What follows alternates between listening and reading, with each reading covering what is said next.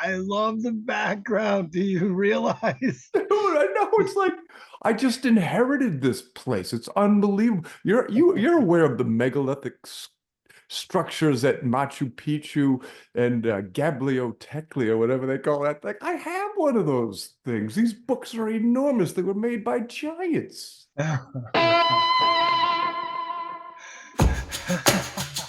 Goblekli Tempe. You ever hear about that thing?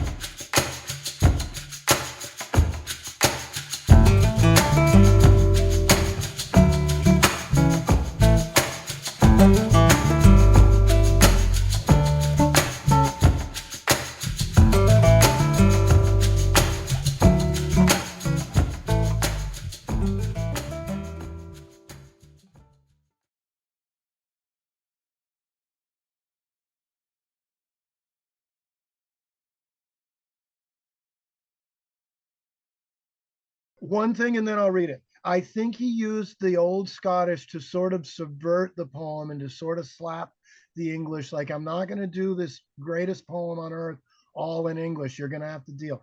So let me get started. And it's like a page long. So let's see how it goes. Here we go. We slick it, cowering, timorous basty. Oh, what a panic's in thy breasty. Thou need na start away so hasty wi' bickering brattle.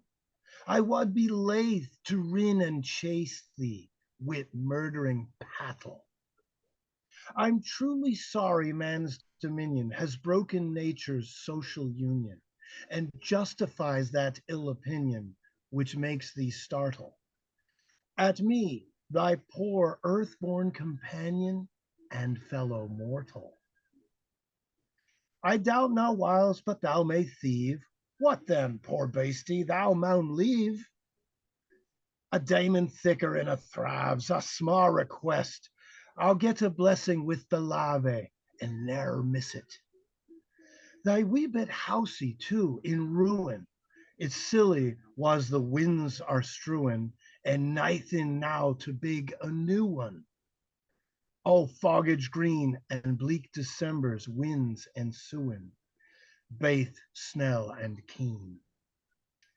Thou saw the fields laid bare and waste, and weary winter coming fast, and cozy here beneath the blast thou thought to dwell, till crash the cruel coulter passed out through thy cell. That wee bit heap o' leaves and stibble has cost thee money a weary nibble. Now thou's turned out for a thy trouble, but house are hauled to thole the weary, to thole the winter's sleety dribble, and cranrouch cold. But Mousie, thou art, know thy lane, improving foresight may be vain. The best laid schemes, o mice and men, gang after gley, and leave us naught for grief and pain, for promised joy. Still thou art blessed compared with me. The present only toucheth thee. But I backward cast my eye on prospects drear, and forward though I cannot see, I guess and fear. Excuse me while I kiss the sky.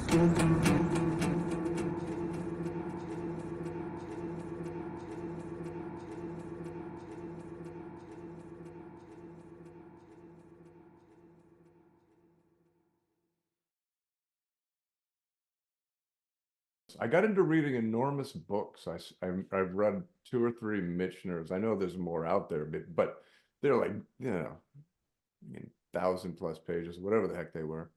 But Mitchner is worth reading. The term novel generally, in some respects, refers to generational storytelling.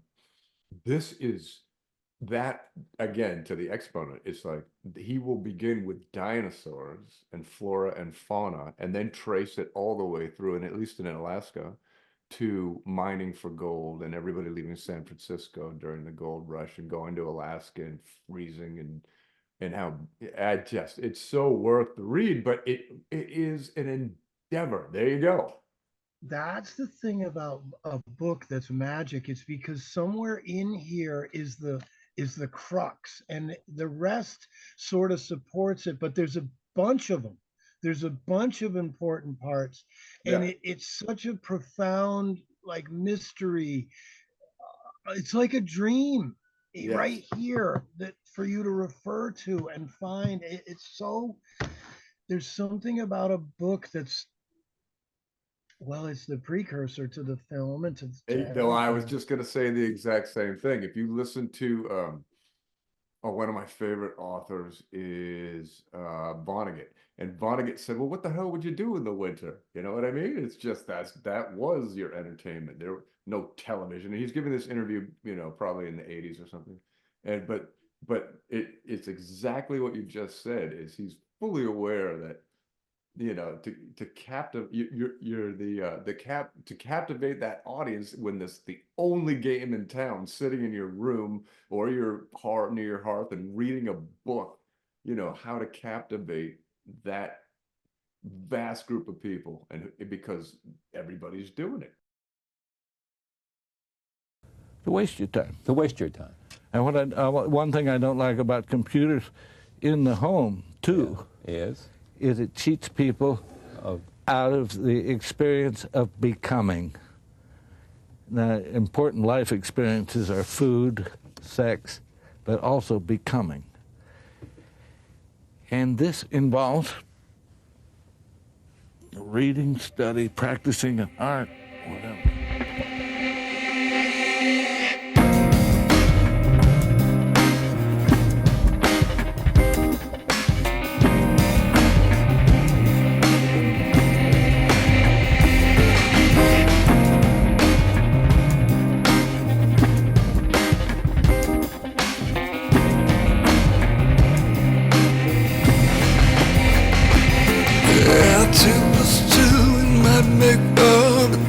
Account for nothing more.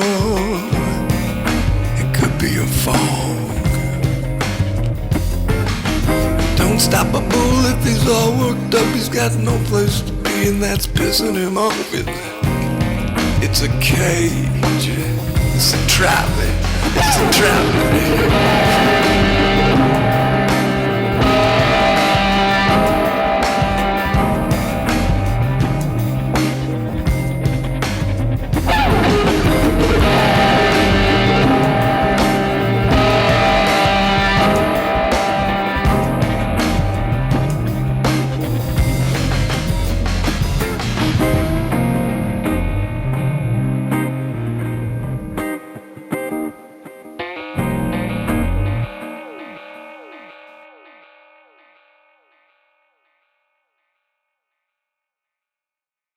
Here's a good example. I'm suitably amazed by slam dunks, right? I really am. I am amazed, but I'm mostly amazed if the person that's slamming the dunk is like 5'10" or 5'11".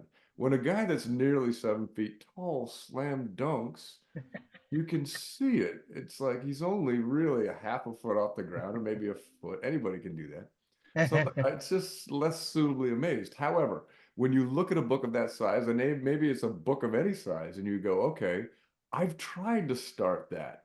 I cannot. And you get that impression when you go into a bookstore. You go, all these people have what I do not. You know what I mean? If you tried to write a book. And I've started about 10 or 20. And I think I'm just going to take all 10 or 20 and stick them together. It's like it's a book that keeps starting. No, that won't work either. I can't do it. Can't do but it.